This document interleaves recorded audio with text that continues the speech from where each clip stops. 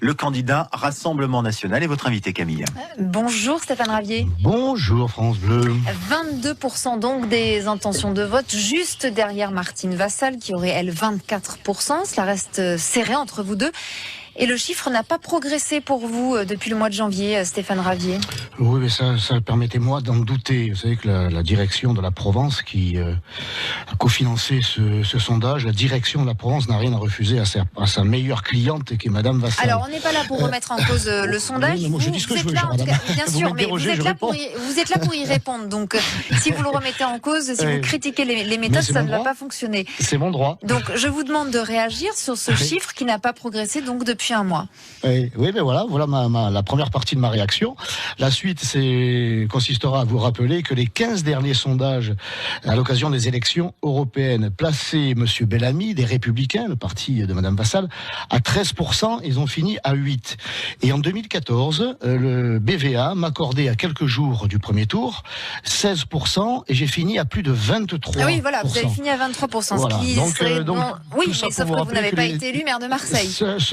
Tout ça pour vous rappeler que les sondages, c'est très aléatoire et que le responsable de l'IFOP a fait savoir que 24 pour Mme Vassal, 22 pour Stéphane Ravier, ça pourrait être l'inverse, tellement c'est très étroit, c'est très serré, rien n'est joué. Moi, je sais que sur le terrain, eh bien, ce n'est pas ce que j'entends. Je suis convaincu d'arriver en tête au soir du premier tour, et les projections qui sont envisagées pour le second tour, permettez-moi d'en douter, parce que on considère déjà que Bruno Gilles, par exemple, pourrait fusionner avec Martine Vassal, que ses voix se reporteraient automatiquement. Vous pensez que vos réserves de voix sont là, celles de Bruno Gilles, pour vous ? En partie, parce que s'il se désistait, parce que ça peut s'envisager, comme le fait la Provence, il décevrait beaucoup de monde, beaucoup de ses électeurs qui ne veulent pas entendre parler de Martine Vassal.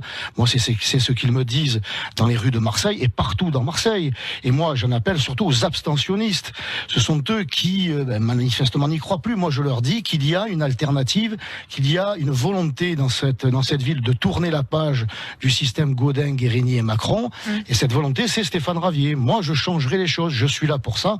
Et donc, il faut sortir de l'abstention, car s'abstenir, finalement, c'est voter Vassal. Stéphane Ravier, le journal La Provence révèle aussi que le candidat de votre parti dans le premier secteur, Paul Burési, ancien président de Taxi Top, est accusé d'abus de biens de confiance dans une affaire de détournement présumé de recettes de taxi. Il est mis en examen.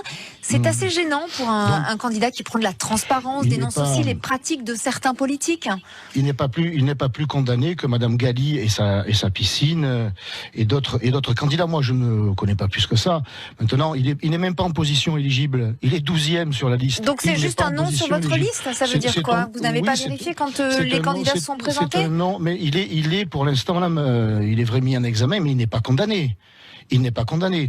Moi, ce que je sais, c'est que du côté du printemps marseillais, on négocie avec Sylvie Andrieux, qui a été condamnée, elle, pour détournement de fonds publics. Je vous parle de votre parti, Stéphane Ravier. On ne regarde pas les autres. Les autres sont aussi interrogés sur leur pratique, ne vous inquiétez pas. Mais bien sûr qu'il faut regarder les autres. Moi, ce que je sais, c'est que Madame Vassal, elle enrôle des guérinistes. Et Bruno Gilles aussi. Donc, si vous voulez être juste, il faut regarder l'ensemble des candidats. Mais moi, je on vous dis le que regarde, ce monsieur ne vous inquiétez pas, Stéphane Ravier. Il n'est pas en position éligible. Donc ça n'a pas d'importance. Il est un candidat X ou Y, et vous voulez que je vous dise, si nous devions faire 100% des voix, il ne serait pas élu, il serait peut-être élu conseiller d'arrondissement. Et s'il devait être condamné, eh bien je lui demanderais de démissionner. Voilà. Merci beaucoup Stéphane Ravier, donc candidat.